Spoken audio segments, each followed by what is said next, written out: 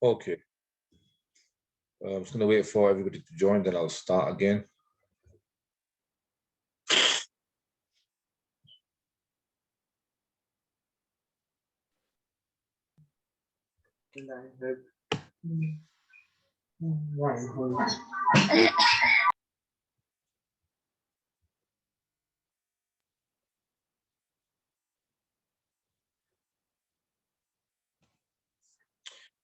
Okay, now I'm carrying on. Bismillah ar-Rahman ar-Rahim.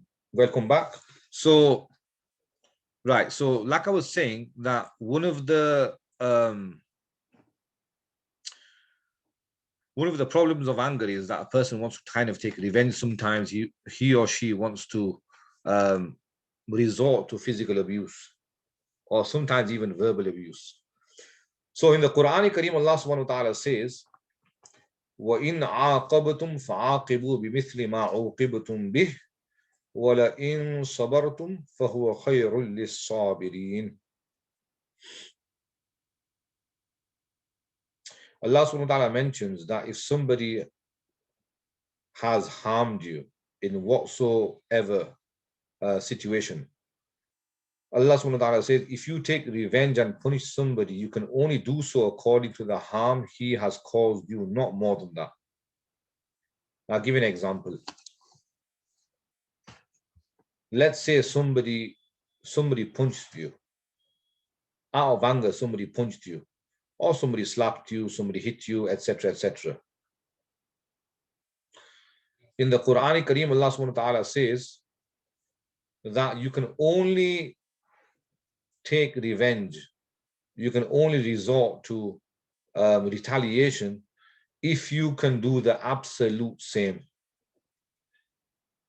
Now, in reality, this is impossible, because if you've punched somebody, if you've hit somebody, then the chances of the person who's been hit, if he actually hits back or punches back, it's not going to be with the same force, is it?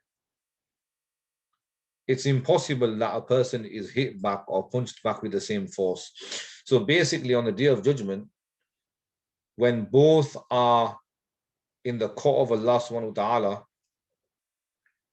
one person, right, would have hit the other person with more force or either less force. So equality is impossible. And that's why Allah subhanahu wa ta'ala says further on, وَلَئِن صَبَرْتُمْ فَهُوَ خَيْرٌ لِلصَّابِرِينَ. And if you are patient, then this is better for those people.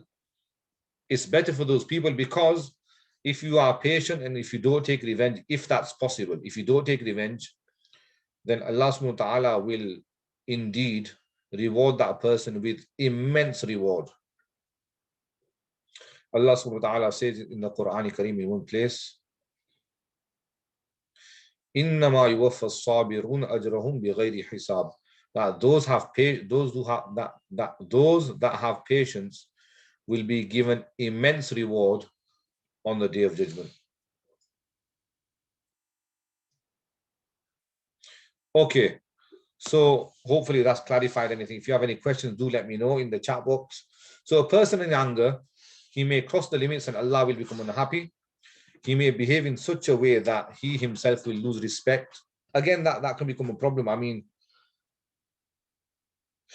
in anger, like I said, many things can happen, and the person can lose respect because they may say things which they don't want to in them certain situations.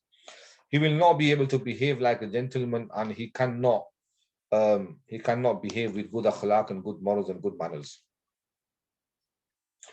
Controlling anger, like I said, is a spiritual disease. Hence, if somebody thinks, it can just happen overnight, that's not going to happen. A lot of dua is needed. Advice from scholars is needed. Sometimes the company of a scholar is needed in order to remove these spiritual maladies and ailments.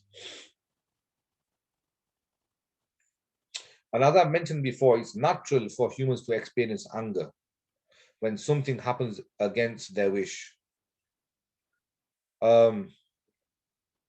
But the problem occurs when a person actually resorts to physical abuse, verbal abuse, etc. And like I said before, like if a person does not become angry, that's a problem in itself, because this is a natural feeling of a human being. Because in certain circumstances, if you don't become angry, that can be a problem.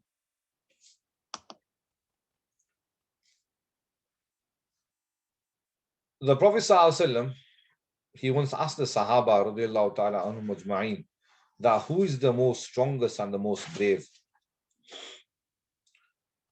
The Sahaba said, Allahu wa Rasuluhu alam, that Allah subhanahu wa ta'ala and the Prophet ﷺ knows best. The Prophet ﷺ then said, Laysa shadidu bisur'a, that he's not a very strong wrestler who throws his opponent on the ground, knockout. ولكن الشديد الذي يملك نفسه عند الغضب. But the champion and the strong person is the person who is able to control his ego at the time of anger.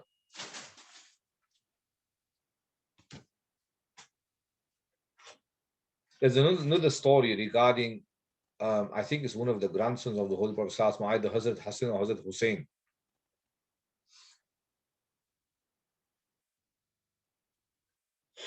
Where once a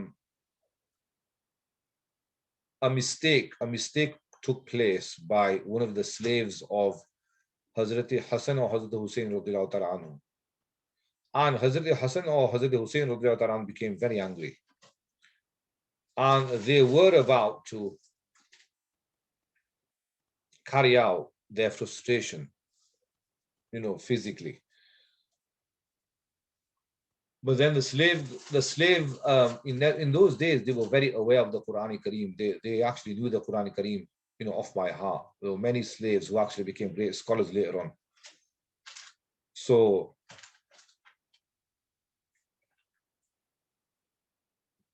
the slave then said, and this is a verse in the Quran Kareem, but Allah subhanahu wa ta'ala, he kind of praises those people who drink their ghussa, who control their anger, and where Allah subhanahu wa ta'ala says, وَالْكَاظِمِينَ الْغَيْظِ.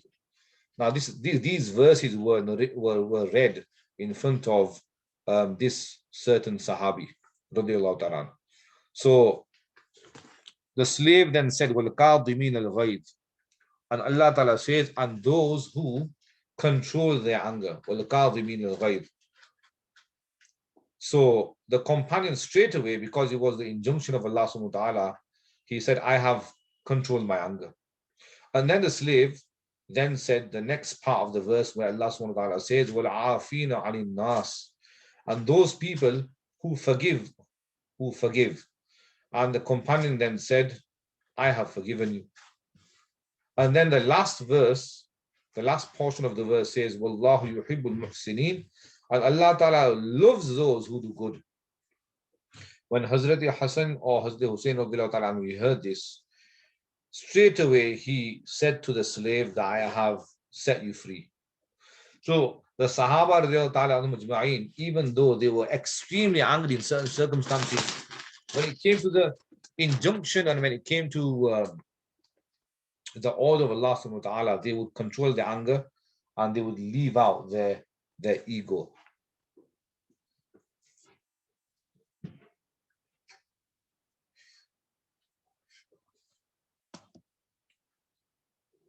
Feeling of anger is like a knife.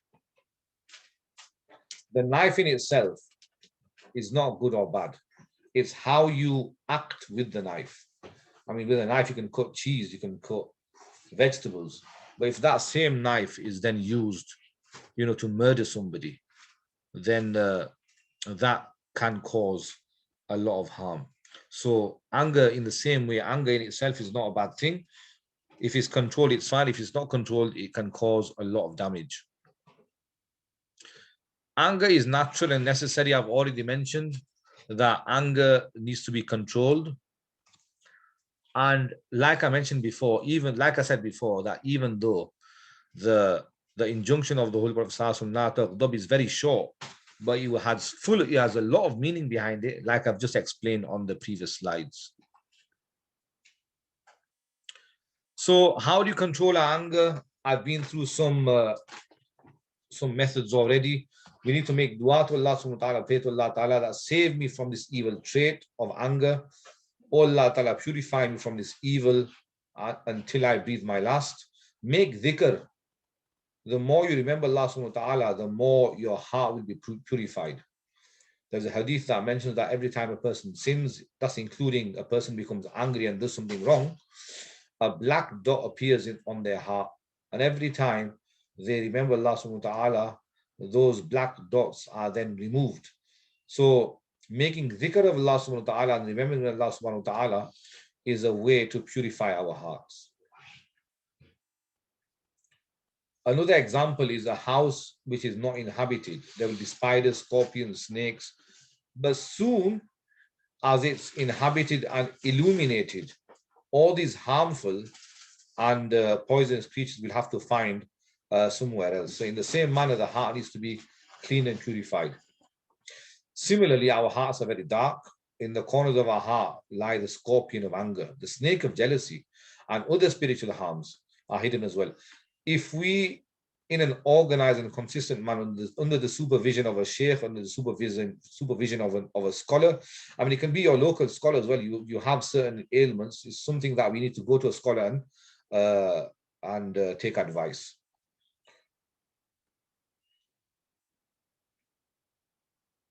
There's another hadith as well that mentions that when a person does become angry, there's some methods that a person can undertake. For example, when a person becomes angry, they should read A'udhu billahi minash shaitanir rajim. When a person becomes angry, they should move away from the person or the object that has made them angry. This is extremely important, because every time you see that person, you see the object, you're going to get more angry. So it's about moving away from the object. There's another narration that mentions that have a glass of water, because shaitan is a devil. Shaitan is made out of fire. When a person becomes angry, there's like fire enraging in that person. Having a glass of water will extinguish that fire. Another method could be that a person makes wuzu. Also, the hadith mentions to this meaning that if a person is standing up, then sit down. If a person is sitting down, then lie down. And obviously read A'udhu billahi minash shaitanir rajim, hopefully with dhikr and dua. And if these methods are adopted, a person will not carry out their frustration and anger and do the wrong thing.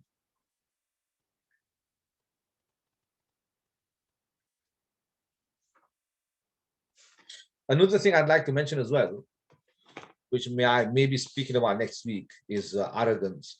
A person only becomes angry on another person if that person thinks they're better than them. You would not go to the Prime Minister and get angry at the Prime Minister because you know that the Prime Minister in certain ways is better than you.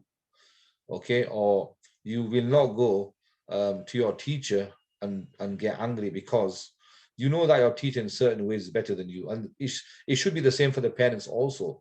So there's a bit of arrogance in anger as well. And again, that's a spiritual malady which I'll cover next time. Shaitan is a jinn. Jinns have been created from fire. Whenever a fire is kindled, how do you see the flames of fire going up and down, going towards the right and left, etc.? It's basically shaitan getting hold of that person. So because it's fire, it can be extinguished through water and making ablution. As I mentioned before, the Prophet ﷺ saw a person in anger. He said, I know a sentence that if this person was to utter this sentence, his anger would go away. And he should say, A'udhu billahi minash shaitanir rajim. So remember the valuable advice. The advice is La taghdab. The Prophet ﷺ has many statements in this regard, where they're very short, but they are full of meaning. So may Allah subhanahu wa ta'ala first of all give me and then everybody else the ability to act upon what has been said. And inshallah, I shall see you next week. If you have any questions, I will stay on for the next minute or so. Jazakallah.